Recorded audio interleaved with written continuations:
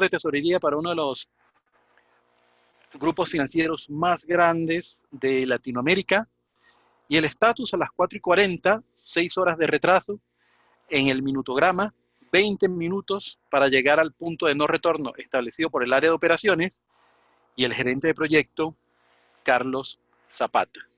Para todos aquellos, asumo que la mayoría de todos que se han unido a este webinar, que somos gerentes de proyecto, básicamente, esto es un día cualquiera en nuestra vida. O al menos era así. En este punto de la historia, tenía más de 20 ojos clavados en mi nuca, mientras yo veía el tablero, intentando ver qué le decía a mi jefe, cómo le explicaba, de verdad, que aunque habíamos hecho 3 simulacros y todos habían salido a la perfección, en la hora en el momento, en la hora de, todo esto estaba fallando, ¿vale? Era una gran responsabilidad, estaban todos ahí, nos miramos la cara del gerente de proyecto o yo, y afortunadamente, para mí, se nos sopló la Virgen de Guadalupe, debo decirlo, y se nos ocurrió la maravillosa idea de que lo que podía estar fallando era la alta disponibilidad, que era lo único que pensábamos no habíamos probado en nuestros simulacros anteriores. Nuestros simulacros anteriores, obviamente, no era un ambiente muy similar a producción, pero no eran iguales a producción. Gracias a Dios, esto era la razón.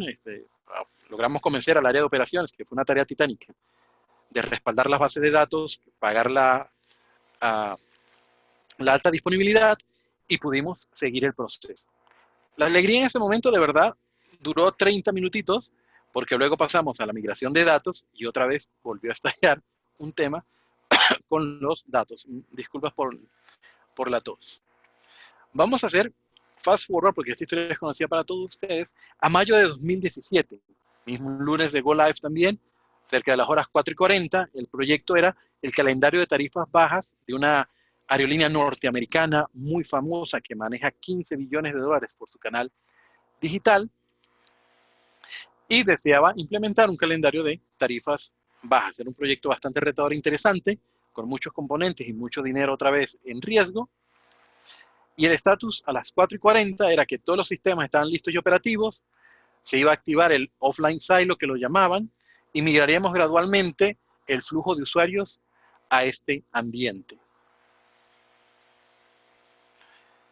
Esa es la sensación que se tenía ese día. ¿Cómo pasamos de, en apenas 8 años, de unas situaciones caóticas que eran el día a día, una situación normal sin ningún tipo de inconvenientes? Como anécdota, en aquel proyecto del 2009, logramos estabilizar la aplicación en 2 semanas. Y yo consideraba que era uno de los mejores gerentes de proyecto del mundo, y me perdonan la humildad. Pero lograrlo en 2 semanas era una tarea titánica. En el día de hoy, para este proyecto, hicimos el chequeo a las 4:40, hicimos un chequeo al mediodía, y para el chequeo de las 5 de la tarde, que era el chequeo final, a las 4:30 recibimos un correo del cliente, o del Network Operating Center, o el centro de monitoreo, que todos los sistemas están operativos y no veían necesario hacer el tercer chequeo, que si pasaba algo nos enviarían un correo para comentarnos. Entonces, ¿cómo fuimos de estabilizar en 2 semanas a estabilizar en menos de 8 horas? Y esto se debe al gran desarrollo que ha tenido todo el tema de DevOps. En su momento, debo confesar, no utilizamos DevOps como tal, sino Continuous Integration y Continuous Delivery. Y no se preocupen, que vamos a hablar un poquito de estos conceptos, y los voy a explicar más adelante. Entonces, para la audiencia técnica o los no técnicos, acordemos que este webinar o este conversatorio no va a ser una capacitación milagrosa de Azure, ni de Google Cloud Platforms, ni de AWS. Tampoco va a ser una inspiración divina de Jenkins, Docker, Electric Flow, Nexus o Kubernetes. Y mucho menos, para si hay algún recruiting adentro de la sala, la vocación exacta de la universidad, que gradúa ingenieros DevOps y además con 10 años de experiencia. Lo que sí vamos a hacer entender de qué va el movimiento DevOps y comenzar a adoptar los principios base para poder implementar las prácticas específicas y se logren los resultados esperados. Entonces, por favor, a mi audiencia netamente técnica, no se vayan, que aquí vamos a hablar sobre algunos trucos, los trucos que no deben revelar los magos. ¿Sobre qué vamos a hablar? Hablaremos de qué es DevOps en realidad, cuáles son los pilares de DevOps, cuáles son las 3 maneras de implementar DevOps, cuáles son los principios detrás de estas 3 maneras y dónde podemos obtener más información para seguir explorando o iniciar nuestro curso, nuestra transformación de DevOps. DevOps es una combinación de filosofías, prácticas culturales que buscan aumentar la capacidad de una organización para entregar aplicaciones y servicios a gran escala. Esto se debe hacer de una manera mucho más rápida que las organizaciones que utilizan procesos tradicionales de desarrollo de software y gestión de infraestructura de manera más resiliente y con mayor seguridad. Esta velocidad se traduce en resultados para el negocio. Lo que se busca es de verdad que el negocio se vea impactado o apoyado por la adopción de DevOps. Un poquito o por qué estamos hablando de DevOps, no solo porque me encanta, he tenido un poquito de experiencia, más de 20 años en gerencias de proyecto y soy de verdad un apasionado de los temas de DevOps. Muy orgullosamente fui uno de los miembros organizadores del DevOps Days en Bogotá y próximamente estamos trabajando en el DevOps Day Medellín y con mucho orgullo el primer evento DevOps en Latinoamérica. Entonces muy orgullosos de que Colombia, bueno en este caso Bogotá, hubiera sido verdad la sede para cómo arrancar este movimiento. Hay un video bastante interesante que creo que me gustaría compartir con ustedes para que vean el...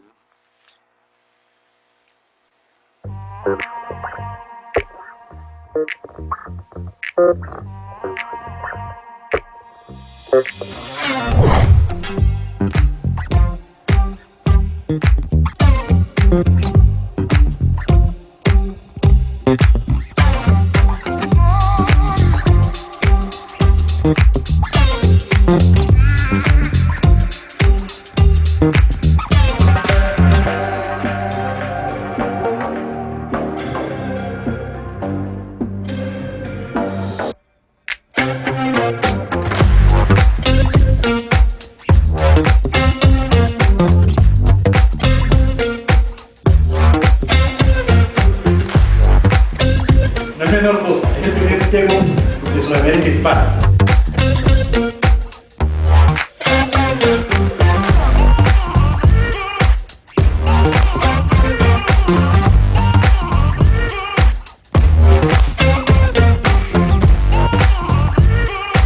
En todos los aspectos de DevOps hay un poquito de aprender de toda la cultura. Que sienta un cambio en la cultura de TI.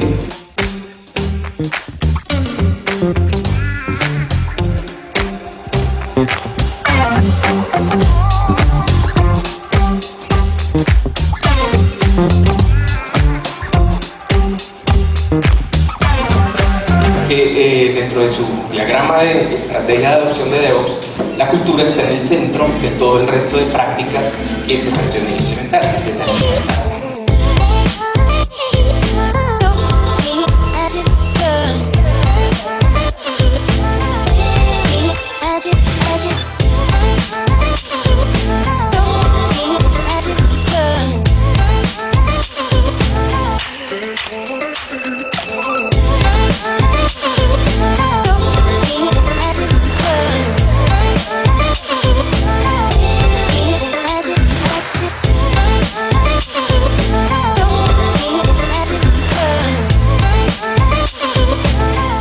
Entenderán que ustedes son parte también de esta iniciativa y estamos haciendo historia y la razón principal por lo que este evento se esté dando.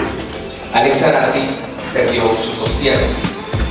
Zanardi decía, cuando me desperté y me di cuenta de que no tenía piernas, no me pregunté qué voy a hacer sin piernas, sino en su lugar me pregunté, ok, ¿qué debo hacer para hacer todo lo que quiero hacer, pero ahora sin piernas?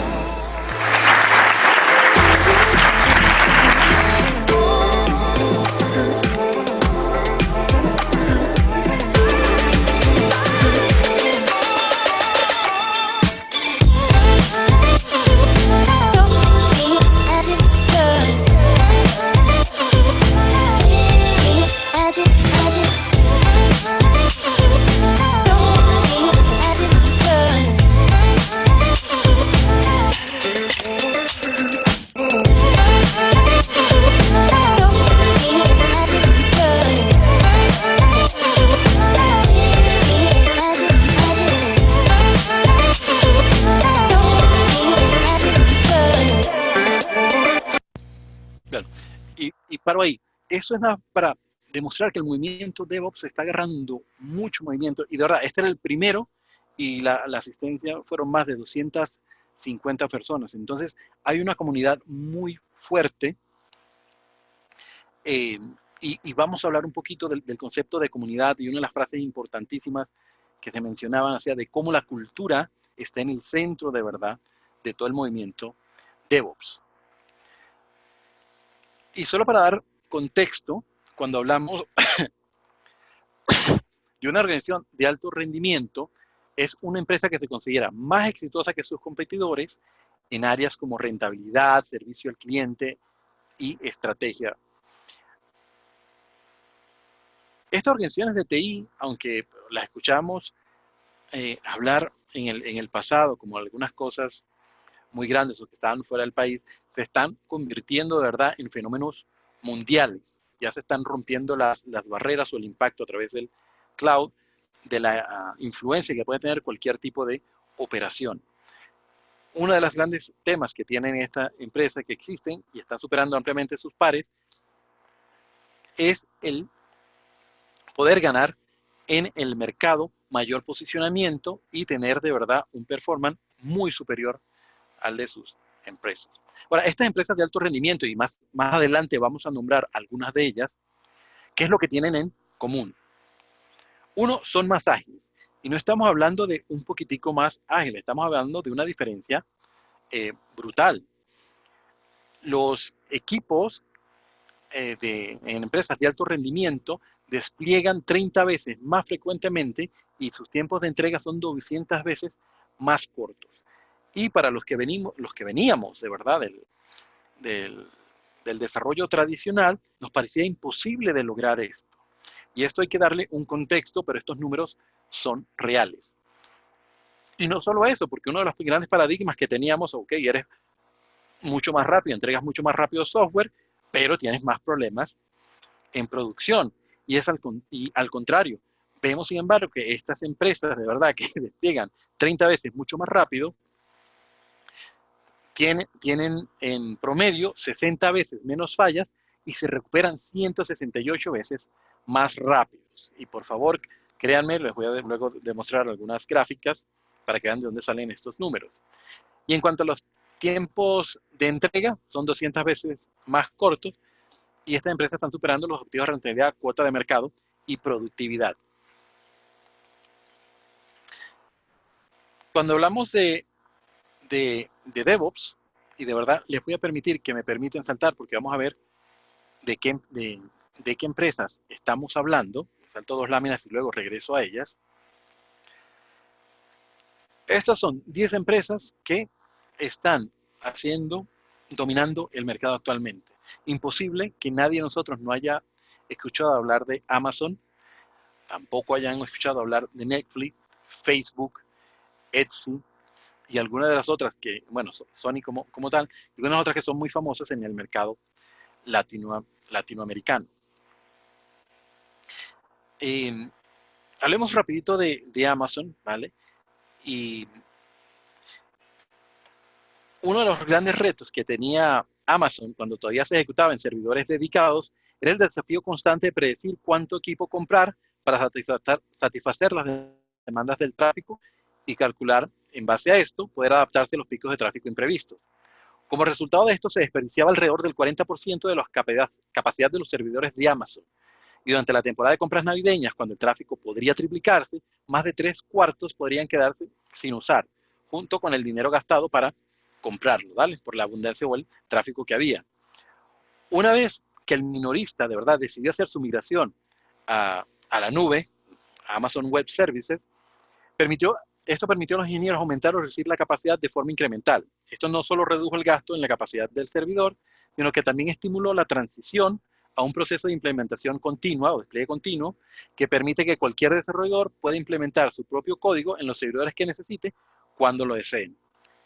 Básicamente, un año después de que Amazon se mudó a AWS, los ingenieros implementaban su código cada 11.7 segundos en promedio. Oye, esto viene también aunado con un enfoque ágil que también redujo el número, como la duración de interrupciones lo que resultó en aumento de los ingresos. Actualmente ellos son considerados unos de los pioneros en los temas de DevOps. Netflix, uno de los grandes unicornios de la industria. Uno de los principales retos que ellos tenían cuando estaban haciendo su migración de negocio, de ir del famoso DVD hasta el streaming o transmisión de video a través de la web, era que no había ninguna herramienta comercial disponible que ayudara a que la infraestructura de la nube funcionara sin problemas, por lo que decidió migrar a soluciones de código abierto. Al reclutar la ayuda de cientos de desarrolladores voluntarios, creó lo que se llama el Simian Army o el ejército de simios, que es un conjunto de herramientas automatizadas que ponen a prueba la infraestructura de Netflix y le permiten a la compañía identificar y resolver las vulnerabilidades que están en la plataforma de forma proactiva. Básicamente, el caso y todo arrancó con el famoso Chaos Monkey, que desarrolló, que era simplemente un código que iba y apagaba abruptamente los servicios para ver qué tan resiliente o poner a reto la capacidad de respuesta que se tenía. Básicamente probaban en vivo su disaster recovery. Desde entonces, Netflix ha continuado su compromiso con la automatización y el código abierto, y hoy los ingenieros de Netflix implementan el código miles de veces al día. Netflix, por su avance en DevOps, ha ganado cualquier cantidad, y hemos visto de verdad que es una de las plataformas más confiables con las cuales podemos utilizar, y no me he actualizado, pero creo que un tercio de toda la navegación en Internet era hacia Netflix. ¿Vale? Busco y confirmo.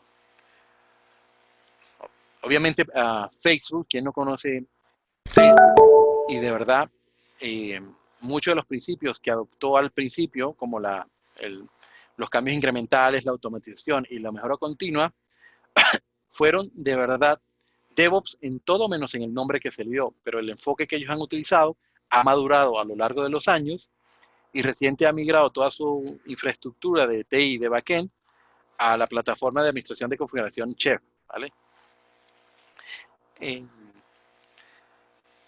El ciclo de vida de desarrollo acelerado de Facebook continúa modificando las expectativas sobre los consumidores. Sabemos que ellos lanzan cualquier cantidad o son bastante pioneros en todo el tema de gestión de contenidos, las aplicaciones y las actualizaciones recientes. ¿Por qué quería comentar esto? Porque actualmente se ha visto, y esto es muy bueno, que ya habla muy bien de la adopción o de la concientización que se está teniendo de DevOps como un elemento habilitador para lograr los beneficios del negocio, es que muchas de las empresas comienzan a buscar ingenieros DevOps. Y por eso mi chiste blanco al principio de dónde están estas universidades que están graduando ingenieros DevOps. Porque se ha visto un aumento, y esto es una copia de mi LinkedIn, donde pueden ver que está. Y no solo a nivel de desarrollador o de ingeniero, también estamos buscando directores de DevOps. Sin embargo, una de las cosas que vemos o que entendemos es que el 84% de las empresas fracasan en su transformación digital. Esto según Forbes. Y tomando en cuenta el reporte del estado de DevOps, que es una publicación que se viene haciendo desde hace varios años, es que la penetración que se tiene bueno, obviamente Estados Unidos liderando toda la respuesta o el tema de adopción, es que desde México, Centroamérica y Suramérica, apenas el 3% de las personas se han sumado o han respondido la encuesta que ellos hacen anualmente. Entonces vemos que hay un montón de oportunidades para todas las personas que están ingresando al mundo de DevOps, pero sí y solo sí aprendemos a aplicarlos de manera correcta.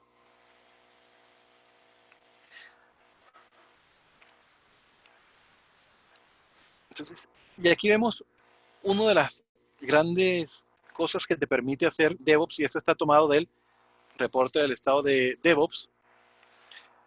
Imagínate si tu empresa pudiera experimentar sin arrepentimiento, transportar entre ambientes con confianza e implementar a tiempo. Que las nuevas funcionalidades, en este caso, por ejemplo, sean introducidas en días, horas y no en meses, que de eso es lo que se está hablando. El feedback se dé a través de métricas y se permita mejorar la productividad. Y se puede implementar funcionalidad a demanda sin tener que esperar estas ventanas de salida o despliegues a producción.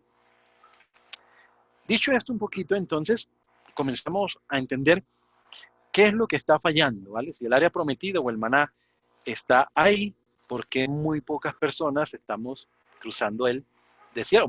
Personas, no empresas, están cruzando el desierto. Y uno de los principales temas es que no hemos entendido DevOps, ¿ok? Y hay una frase muy famosa que es: un tonto con una herramienta seguirá siendo un tonto, que se traduce a fool with a tool is still a fool. Y eso mismo, que tendemos a pensar en DevOps en las herramientas y confundimos, como hablaba al principio también, AWS, Kubernetes y tal, y pensamos a solicitar ingenieros DevOps y estamos viendo ese mismo efecto que tuvimos hace unos años atrás con el movimiento ágil también, que básicamente los gerentes de proyecto pasaban a cambiarse el nombre de Scrum Master y ya básicamente teníamos implementado ágil en nuestra empresa. Entonces, por instalar Electric Flow o en Jenkins, un segundo. Ahí en el chat, ¿me escuchan bien? Sí vamos bien.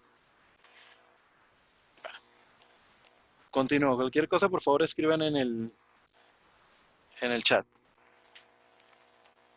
Muchas gracias a los que respondieron. Entonces, es importante. Bueno, perdón. Y lo que hablaba es, si instalamos Jenkins, no necesariamente eso va a decir que hemos logrado nuestra transformación hacia DevOps. Cuando hablamos de DevOps, no es solo pensar en las herramientas claro que sí, ayudan muchísimo y facilitan mucho, pero hay muchos elementos que deben acompañar esta implementación. Uno de los principales es el viaje de DevOps en sí y la pertinencia del mismo. Una transformación digital hacia DevOps no debe tener un enfoque de selección de software, y eso es lo que tendemos a equivocarnos. Al igual que al instalar Jira en mi organización, no automáticamente he adoptado Scrum o Kanban. De igual manera, al instalar alguno de estos instalaciones o aplicaciones, va a surgir. Tenemos que también pensar en los procesos y las personas. Básicamente, DevOps es una combinación de principios y prácticas inteligentes, relevantes y apropiados que se deben basar en la cultura de la compañía y que se debe responder quién, dónde, cuándo, por qué y qué de la transformación ágil de TI que se está elaborando. Una vez que podemos responder esto, podemos comenzar a implementar DevOps como está. Y Patrick Debois, que es uno de los principales padrinos o impulsadores del movimiento, o por no decirle el padre del movimiento, él de verdad es la persona a quien se le atribuye el término DevOps, siempre comenta que DevOps no se trata de una tecnología, DevOps se trata de un problema de negocios. Y aquí es cuando hablamos, y todo el movimiento DevOps se ha decidido concentrar en 4 métricas claves, que es la frecuencia de los despliegues, ¿okay? El tiempo el lead time que se tiene para implementar los cambios, el mean time to recover, o qué tan rápido nos recuperamos de las fallas que se en producción, y el change failure rate, que es la tasa con la cual o qué porcentaje nos tenemos que devolver resultado de un servicio degradado o que necesita remediación subsecuente después de haber sido desplegado en producción. Y aquí lo que vemos que en estas 4 métricas, las empresas que se consideran high performance tienen la frecuencia de despliegue bajo demanda, lo que puede representar múltiples por día, tienen un lead time para cambios de menos de 1 hora, un tiempo de recuperación también de menos de 1 hora, y su tasa de fallas es menor al 15%. Esto comparado contra las empresas de TI que son consideradas low performance. Y esto no lo digo yo, esto lo dice el reporte del estado de DevOps. Les pido disculpas, ya aquí hay un poquito de ruido. Ahí.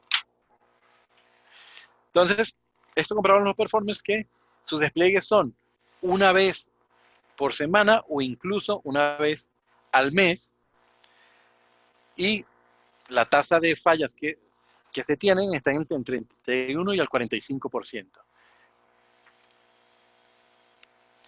Entonces, viendo este tema, o de verdad, qué es lo que hacen los IT, los high performance, las empresas de alto rendimiento contra las que no, es entender exactamente qué es DevOps. Y para mí, esta explicación de Jess Humble es una de las más fantásticas, o que explica de verdad qué es lo que es DevOps.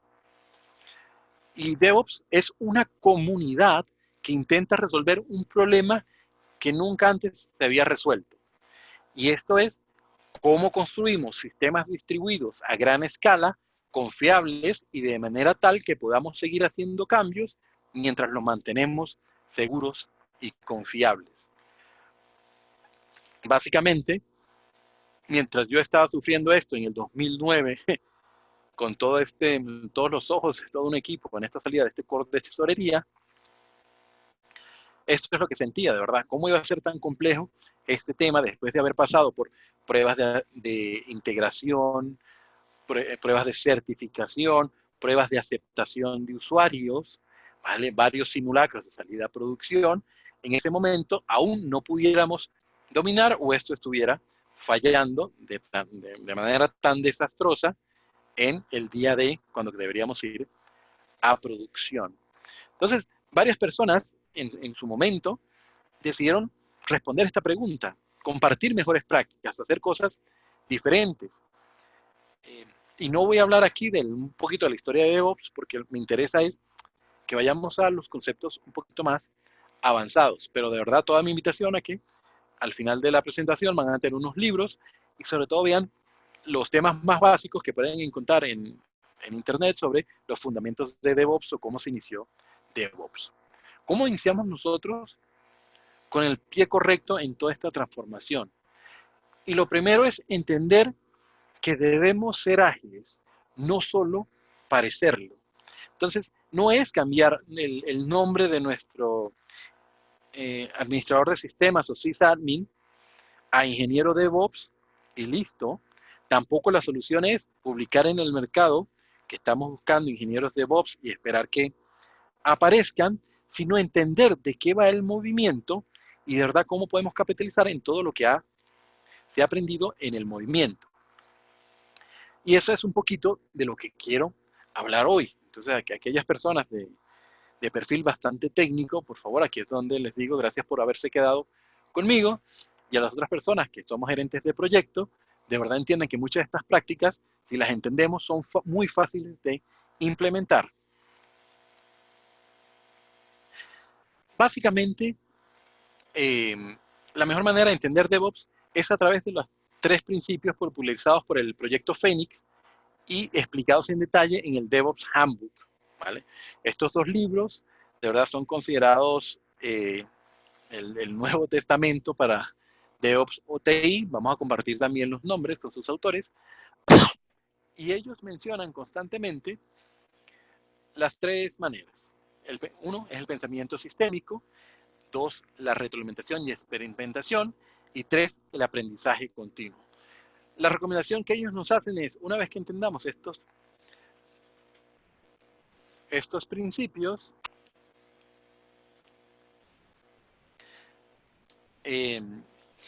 vamos a tener que trabajar sobre los 3 al mismo tiempo. Uno solo no es suficiente. Y vamos ahora a ver por qué. ¿Qué entendemos por la primera vía? Los principios del flujo. La primera forma o la primera forma de encarar nuestra transformación a DevOps, Sí, enfatiza el pero rendimiento. Carlos, parece que la pantalla se está viendo un poco borrosa. No sé si sea la conexión a internet. Ahí quizás mejoró. Es algo como con... Ya. Parece que ya mejoró. Adelante, qué pena. Uy, bueno, perdón, no hice nada. Cuando vuelva a pasar, vuelves a hablar, Diana, y ya automáticamente. Entonces, Quizás de pronto si hablamos, tienes abierta alguna otra aplicación y la pudieras cerrar como para mejorar un poquito la velocidad de conexión. No sé si haya algo que esté consumiendo memoria. Mm, De pronto la vez pasada nos pasó algo parecido, porque como que por momentos se pone borrosa, pero luego ya vuelve y aclara. ok,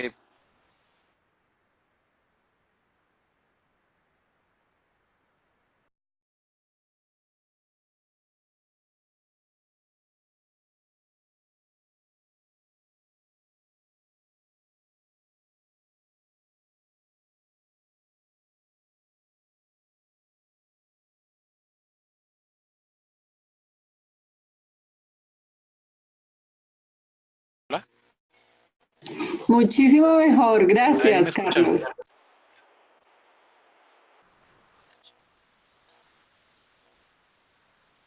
Ok, entonces continuamos. La primera forma, como hablábamos, enfatiza el rendimiento de todo el sistema. ¿Vale?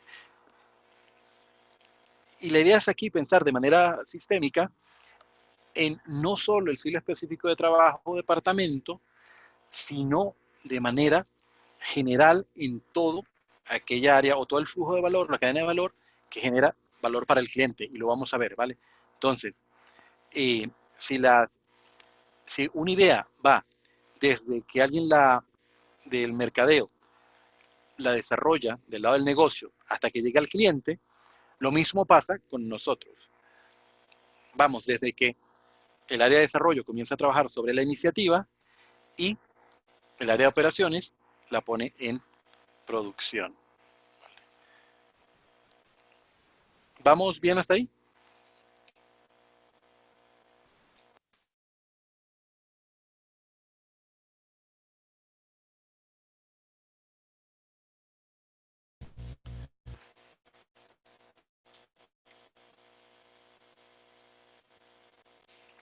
Uy, no sé si... Ah, ok, perfecto. Muchas gracias por la gente del chat. Entonces, la primera forma, hablábamos que enfatizaba el pensamiento sistémico, ¿vale? Vamos a ver todo lo que genera valor. Y luego lo vamos a comentar más en detalle. La segunda vía es la vía de la retroalimentación continua. El objetivo de casi cualquier iniciativa de mejora de procesos es acortar y simplificar los bucles de retroalimentación para que se puedan hacer las correcciones necesarias de manera continua. O básicamente aquí es donde comenzamos a ver el tema de DevOps. Bueno, perdón, y no les explicaba que DevOps es simplemente lo que hizo Patrick Debois, es concatenar de developer y ops de operaciones y que trabajaran de manera conjunta. Entonces, quería hablar del término DevOps y de ahí sale la palabra DevOps. Y es básicamente eso, por muy sencillo que les parezca. Desarrollo y operaciones trabajando de manera conjunta. Y eso es lo que van a ver en las tres vías, ¿vale? Cómo fluye el trabajo desde el área de desarrollo a operaciones.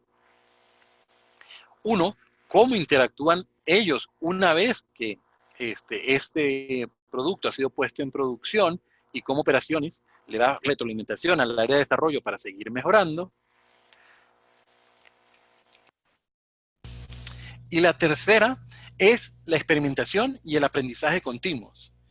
Porque una vez que tenemos esto, debemos crear una cultura que fomente dos cosas. La experimentación, que requiere tomar riesgos y aprender del éxito y el fracaso, y comprender que la repetición y la práctica es un requisito previo para el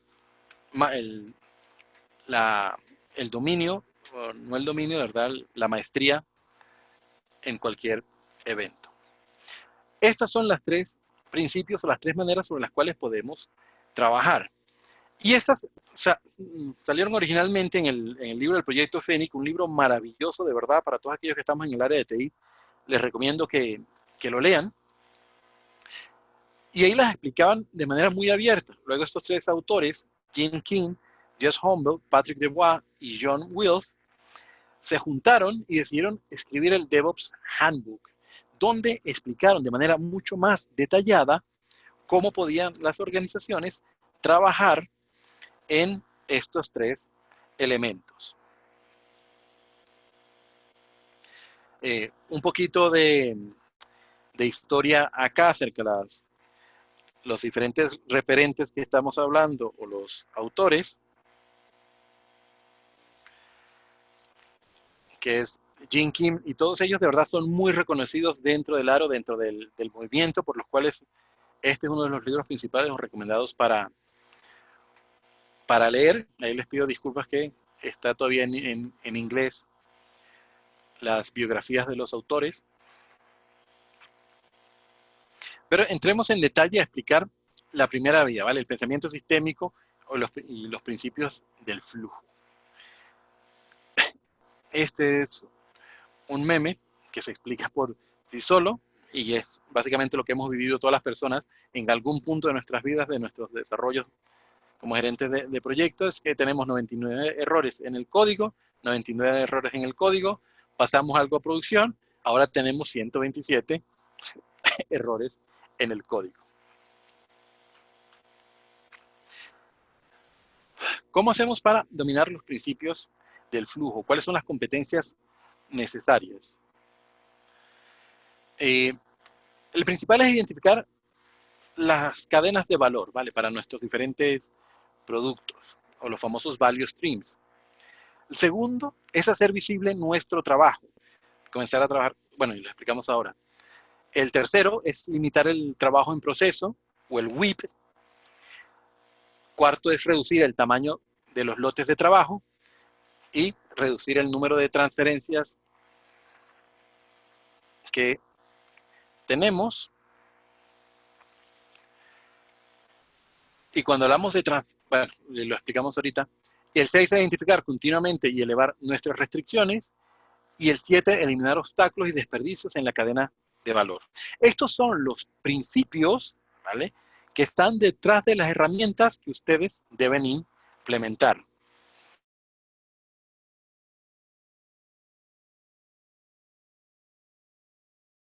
O vamos a alcanzar la tierra prometida.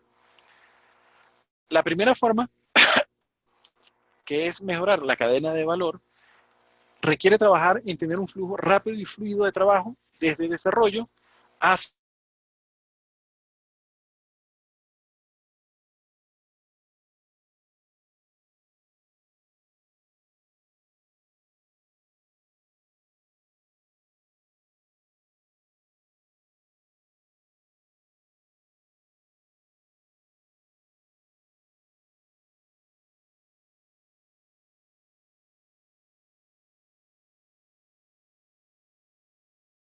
Carlos, Carlos, ¿estás ahí? Nos quedamos sin audio. Carlos. Hoy no, qué pena, de verdad, Zoom me sacó.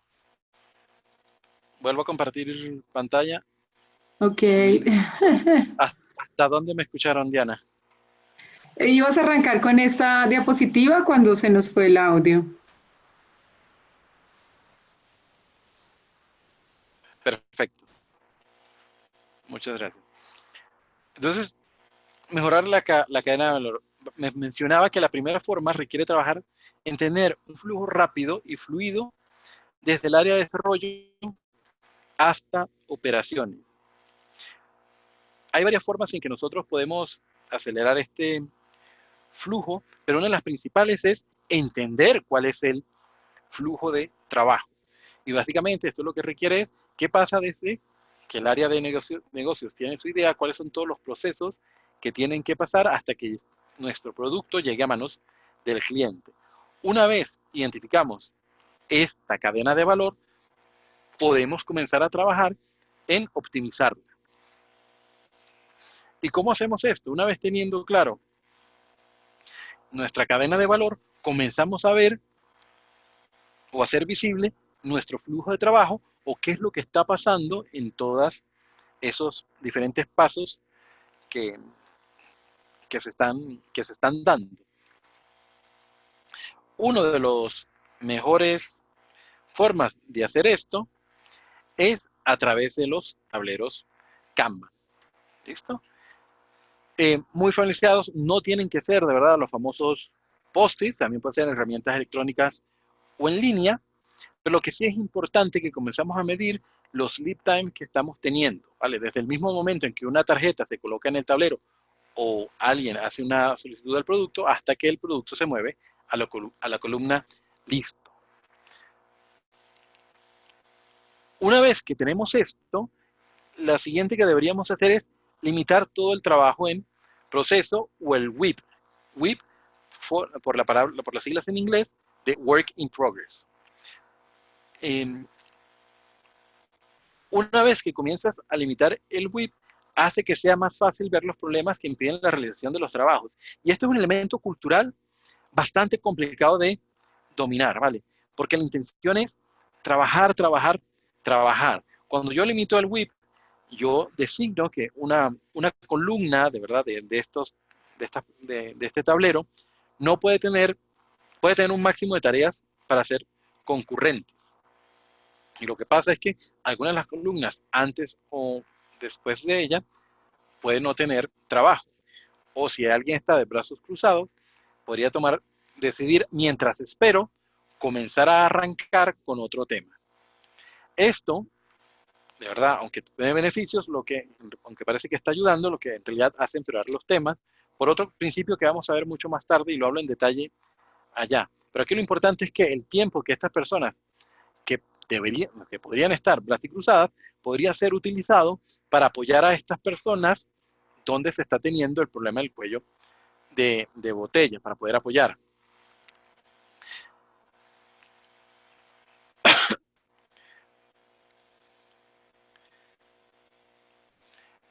Reducir el tamaño de lotes de trabajo también, ¿vale?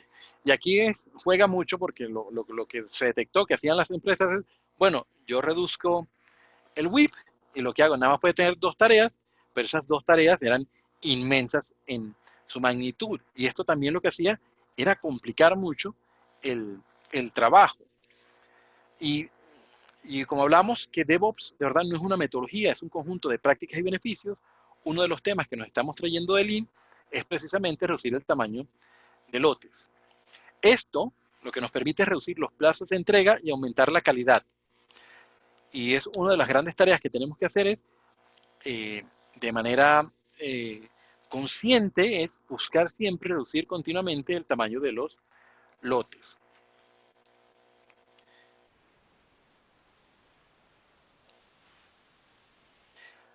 Reducir el número de transferencias, y esto es supremamente impresionante. Cada vez que el trabajo pasa de un equipo a otro, ¿vale?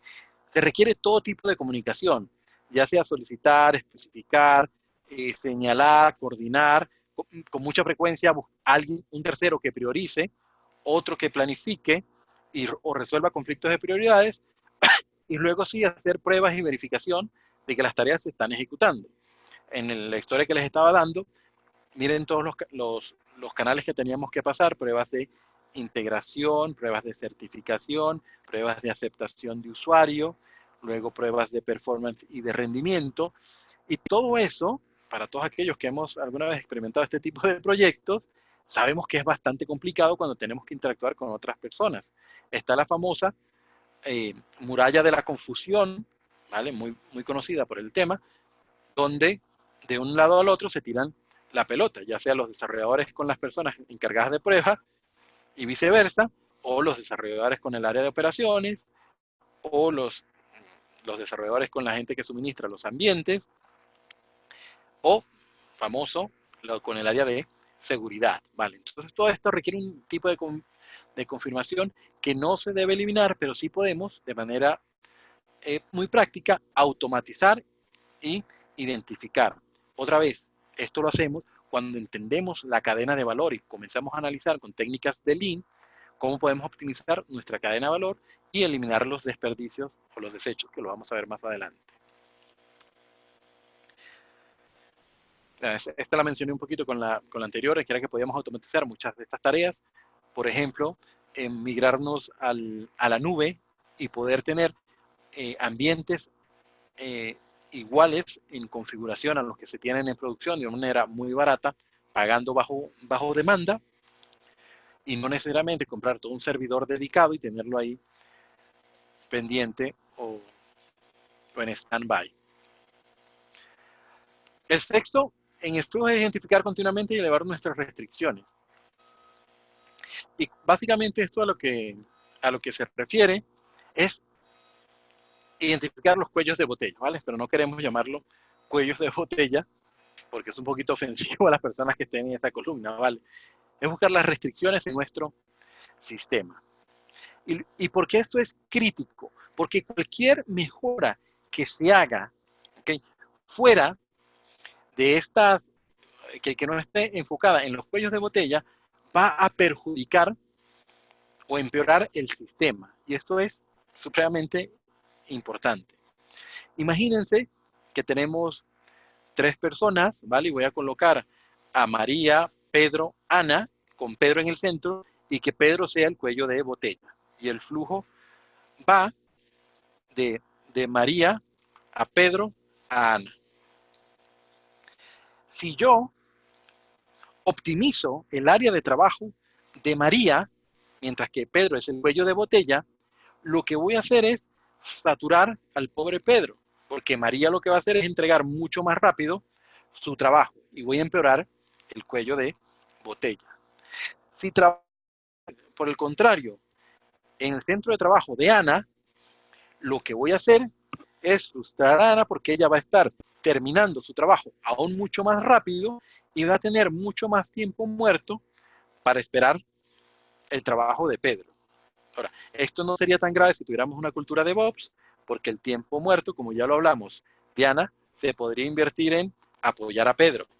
Pero aquí lo que es más eficiente es, analizando nuestra cadena de valor, trabajar en mejoras para el centro de trabajo de Pedro, y esto automáticamente va a mejorar todo la cadena de valor. Y el séptimo, una vez que tenemos nuestra cadena de valor, es eliminar los obstáculos y desperdicios en la cadena de valor. Están las famosas siglas Team Woods, ¿vale? Donde debemos elementar los tipos de desperdicios, que es el transporte, el inventario, movimiento, las esperas o el waiting, el sobreproceso, la sobreproducción, los efectos y el mal uso de las habilidades de las personas. Y este es muy conocido. Vamos a los principios del feedback, ¿vale? Y sé que nos queda muy poquito tiempo, pero los siguientes son un poquito más fáciles de explicar. Y es utilizar de manera eficiente la información que tenemos para lograr los resultados deseados, como estábamos mencionando acá, ¿vale? O de verdad entiendo que la banca cubre, el desagüe cubre su función, la banca cubre su función, pero cuando lo juntas todos, no tienes, ¿vale? Y alguien vio eso y lo dejó así. Entonces, ¿cómo trabajamos? Son 5 nada más, 5 principios básicos. Trabajar de manera segura con sistemas complejos, ya vamos a explicar qué es esto. Ver los problemas a medida que ocurren. Para esto también tenemos mucho el apoyo de nuestro tablero visual cuando lo empecemos a visualizar. Hacer swarm o de verdad caerle en callapa, decíamos en Venezuela, en conglomerado, en conjunto, como equipo para resolver problemas y construir nuevos conocimientos. Seguir presionando por la calidad más cerca de la fuente y habilitar la automatización para centros de trabajo downstream, ¿vale? Aguas abajo. Trabajar de manera segura con los sistemas complejos, ¿a qué nos referimos? Es entender, y sobre todo en el área de TI, que esto es un entorno complejo, ¿vale? Por lo tanto, y esto tomado del Cinefin, de la matriz de Cinefin, debemos diseñar los errores. Perdón. En los sistemas complejos, estos suelen tener un alto grado de interconectividad y sus componentes están fuertemente acoplados, ¿vale? Adicionalmente, una característica de estos sistemas complejos es que el comportamiento a nivel de sistema no puede explicarse solo en términos de comportamiento de sus componentes, ¿vale? Si me lo permiten, haciendo la analogía, ¿vale? El cuerpo humano pues está compuesto por un corazón, un riñón y un pulmón, pero si tú juntas un pulmón, un riñón y un corazón, estos no automáticamente te van a dar un ser humano. Bajo este esquema de verdad de sistemas complejos, el fracaso es inevitable, ¿vale? Entonces, nuestro enfoque no es en prevenir o castigar a las personas cada vez que ocurre un error, sino más bien en diseñar un plan de trabajo seguro donde esta gente puedan realizar un trabajo sin temor, confiando en que los errores sean detectados mucho antes de que causen resultados catastróficos, tales como lesiones del trabajador, defectos en el producto o impactos en el cliente que sean negativos. Ver los problemas a medida que ocurren. Aquí es aumentar el flujo de información en nuestros sistemas en lo posible y en la mayor parte de los elementos posibles, ¿vale? De manera que podamos detectar de manera más temprana, más rápida, más barata y con la mayor claridad posible entre causa y efecto. Volviendo al tema personal y lo vemos a la salud, es básicamente hacernos para nuestra salud, hacernos chequeos anuales, de manera que con esta información el médico pueda diagnosticar o prevenir cualquier evento antes de que el defecto ocurra, por más allá que tú te sientas bien, ¿vale? Y aquí lamentablemente son incontables los casos de cáncer que no son detectados a tiempo y que pudieran haber sido detectados a tiempo. La intención de esto es crear centros de retroalimentación rápida en todas las etapas de la cadena de valor de tecnología, ¿vale?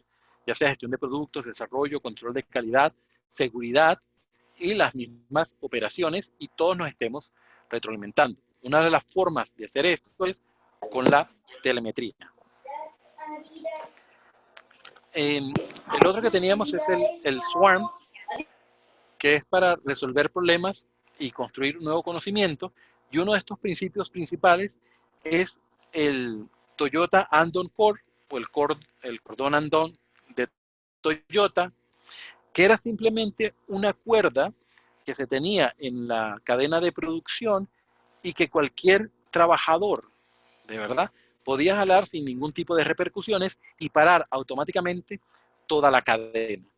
De esta manera, cuando se paraba la cadena, no había otra de que todas las personas se agruparan con ese trabajador y buscar entender cuál era el defecto o el problema que esta persona había encontrado, lo resolvían de manera eficiente en el jazz y en ese mismo sitio, y podían seguir adelante.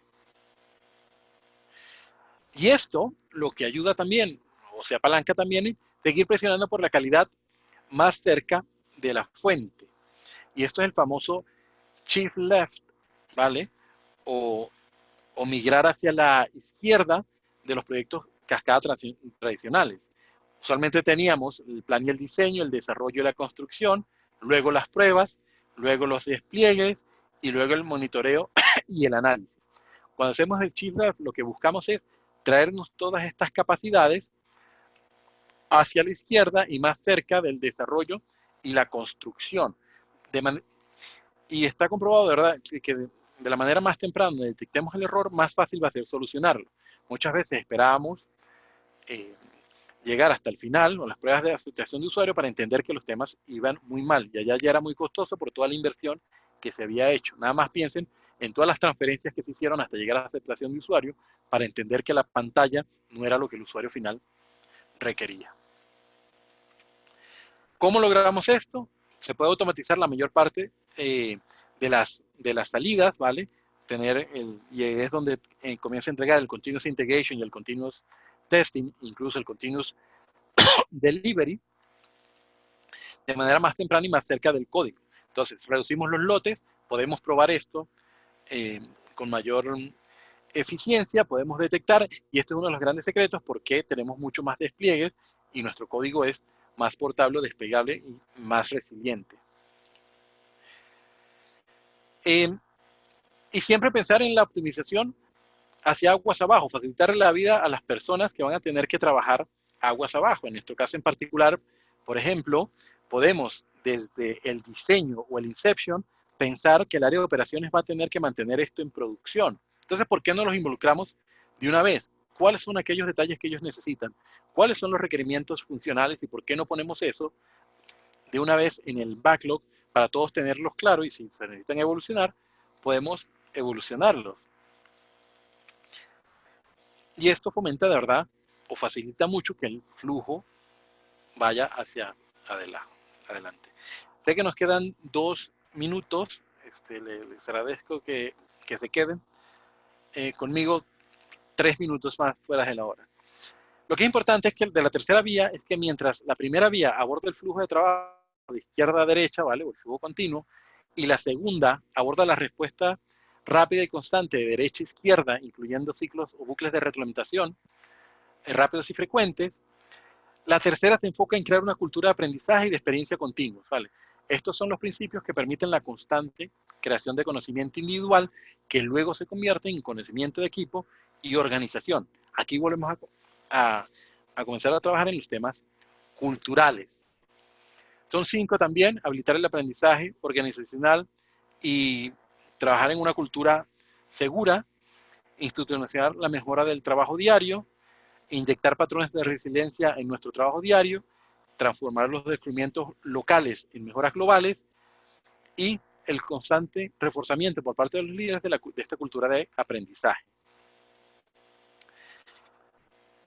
Para el primer elemento tenemos, y no voy a ir en tanto detalle, es que usualmente cuando ocurre un error saltamos básicamente a nombrar, culpar e intentar avergonzar a la persona que lo hizo, ¿vale? Y gerencia Carlos, ¿sí? perdón que te interrumpa, solo un pequeño paréntesis. Sé que tenemos las 8 de la noche, la verdad es que está buenísimo todo lo que nos estás diciendo. Solamente quiero recordarles a nuestros miembros que estoy colocando en este momento el código PDEUT en el chat para que por favor estén pendientes. Antes de que cerremos, nuevamente lo repetimos. Y pues por supuesto que se queden un ratito más para que podamos, si tienen preguntas, pues podamos interactuar contigo. Qué pena por la interrupción, muchas gracias. No hay problema. De verdad me quedan muy poquitas láminas y ya estamos llegando al final. Por favor, quédense.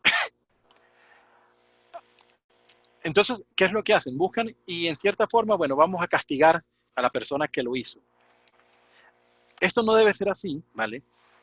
Porque trabajo en sistemas complejos y el errar va a ocurrir y ocurrir. Y mientras más creemos esta cultura de verdad de culpar y avergonzar, más la gente se va a enfocar en ocultar los errores o los defectos que hay en el proceso o el sistema. Y esto lo que va a causar es que haya catástrofes porque nunca lo vamos a ver. Entonces, básicamente, Ross Westrum, y esto se explica también en el libro de Ops Handbook, hablaba de 3 organizaciones, ¿vale? Las patológicas, que se caracterizan por grandes cantidades de miedo y amenaza. En estas, obviamente, las personas acumulan la información y la retienen por razones políticas o distorsionan la información para verse mejor. Y el fracaso a menudo se oculta, no hay oportunidad de aprendizaje. Las burocráticas, que se caracterizan por reglas y procesos. Y estas están más diseñadas para ayudar a los departamentos o los silos de verdad mantener su territorio. Y las organizaciones generativas, que son las que se caracterizan por buscar y compartir información de manera activa para permitir que la organización logre su misión. Básicamente son abiertos en lo que se equivocan y buscan aprender de sus errores. Estas son las organizaciones de verdad, o la nueva tendencia en el mercado, que mejoran sus procesos de manera muy rápida, porque todos están atentos y saben que si encuentran algún defecto que pueden corregir, van a ser premiados o reconocidos. Una cultura generativa de alta confianza es un buen predictor del rendimiento de TI y de la organización. En el flujo de valor de la tecnología debemos establecer los cimientos de una cultura generativa al esforzarnos por crear un sistema de trabajo seguro.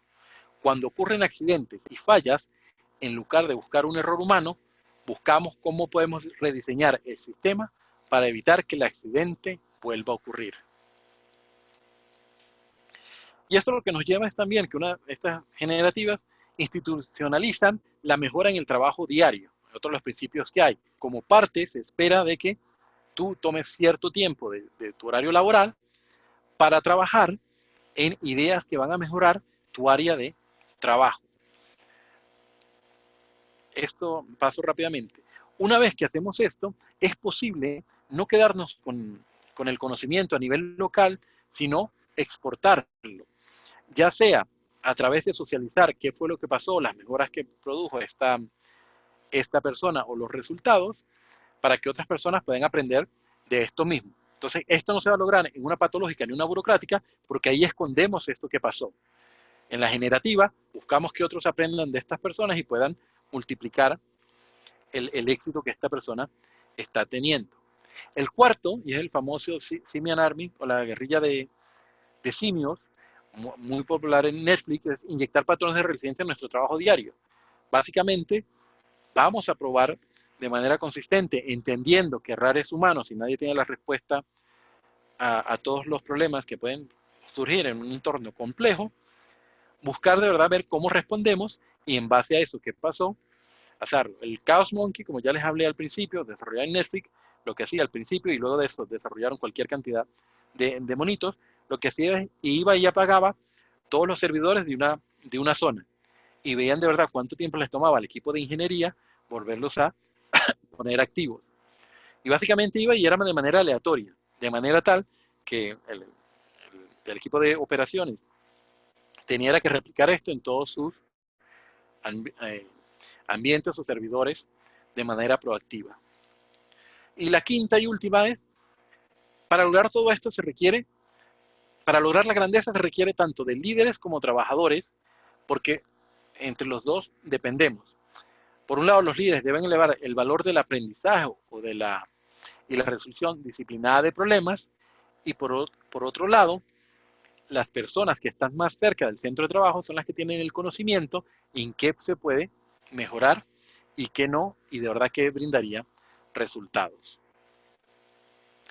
Entonces, si quieren, bueno, esta es la parte para preguntas, vamos un poquito tarde. Para las personas que se tienen... Muy bien. Sí, si quieren, para Muchas las personas gracias, Carlos. Yo sé que nos pasamos un poquito, pero yo creo que como todos estábamos aquí conectados y por ahí ya tenemos algunas preguntas, una preguntita en el chat. Aclararles que me están preguntando por las memorias. Recuerden de que desde que abrimos nuestro canal de YouTube, queremos tener disponibles todos los videos que estamos haciendo de cada webinar para que pues, los podamos ver también, luego darle una segunda ojeada o si necesitamos por allá una ayuda adicional en nuestro trabajo, pues siempre estén disponibles, ¿vale? Entonces, muchas gracias, Carlos. Por aquí tenemos una pregunta.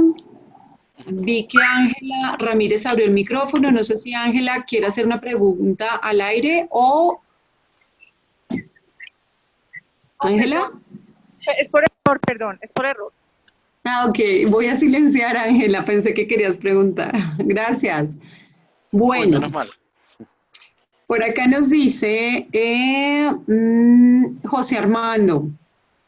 ¿Es correcto el entendimiento que algunos aspectos de DevOps se derivan del TPS, Sistema de Producción de Toyota?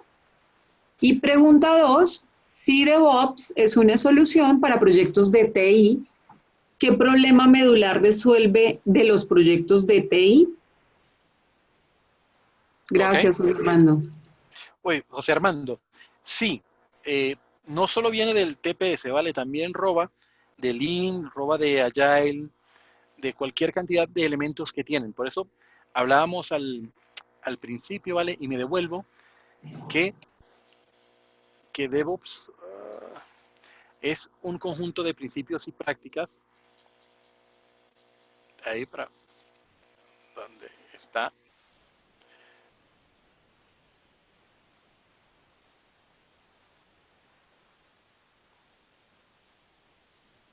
Sí, lo mencioné muy al principio, ¿vale? Entonces, cuando hablamos que DevOps es una combinación de filosofías, prácticas y herramientas culturales, estamos hablando que DevOps nace como un movimiento, ¿verdad? No es una metodología. Y lo que busca es, roba o pide prestado, como lo quieran decir, de varias de las diferentes metodologías o mejores prácticas que tiene el área de TI. Y en cuanto a qué busca resolver DevOps, bueno, me encanta repetir esta frase de Jeff Humble, de qué es DevOps. aquí está. DevOps lo que es un movimiento, es una comunidad que intenta resolver el problema que nunca antes se había resuelto antes del 2009, que era cómo construir sistemas distribuidos a gran escala, confiables y de manera tal que podamos seguir haciendo cambios mientras los mantenemos seguros y confiables.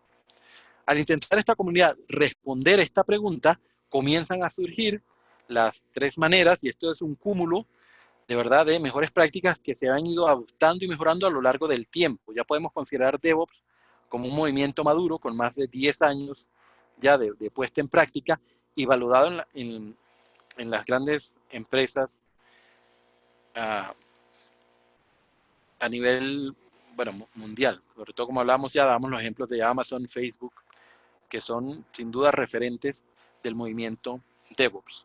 Nada más por comparar, recuerden que el movimiento ágil es cerca de 20 años, un poquito menos. El movimiento DevOps tiene cerca ya de 10 años. Ahora, ¿qué ventajas trae implementar el DevOps?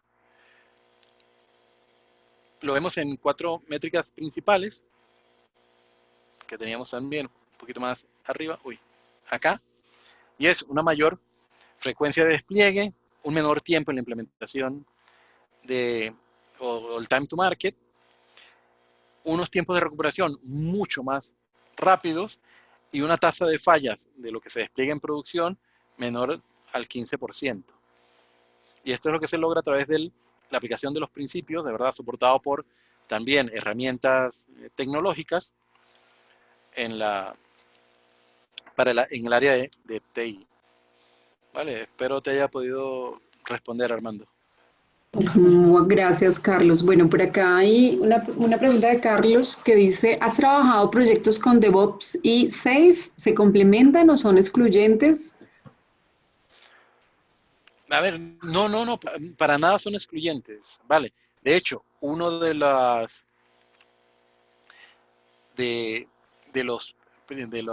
prácticas ágiles de Safe, es la implementación de DevOps. De hecho, hasta Safe tiene su propio práctica de DevOps, ¿vale? Sí, de hecho lo que ha hecho Safe de una forma muy valiosa es seguramente recoger muchas de las buenas prácticas que hacen, por ejemplo, que se puedan desarrollar estos modelos de agilidad de escala de una forma mejor. Entonces está todo el tema de Lean, de Kanban, la base fundamental de Scrum y por supuesto DevOps como una opción para acelerar la entrega y para conectar, digamos, que el desarrollo con la operación, ¿no? Sí, correcto. Bueno, por acá dice Francisco, me quedan muchas dudas sobre el término resiliencia. ¿Podrías darnos algunos ejemplos como para generar ese atributo en una organización? Sí, claro. Uno de los temas principales, de verdad, o como yo entendería resiliencia, es de verdad la manera en cómo tu organización va a encarar una falla, ¿listo? O si la va a poder superar o no. En los ejemplos que teníamos eran diferentes monos, o el tema del Chaos Monkey. Este Chaos Monkey lo que era un software, ¿vale? Que se recorría toda tu infraestructura tecnológica y te apagaba los servidores. Hacía a la mala, sin decirte nada, sin avisarte, sin programarlo.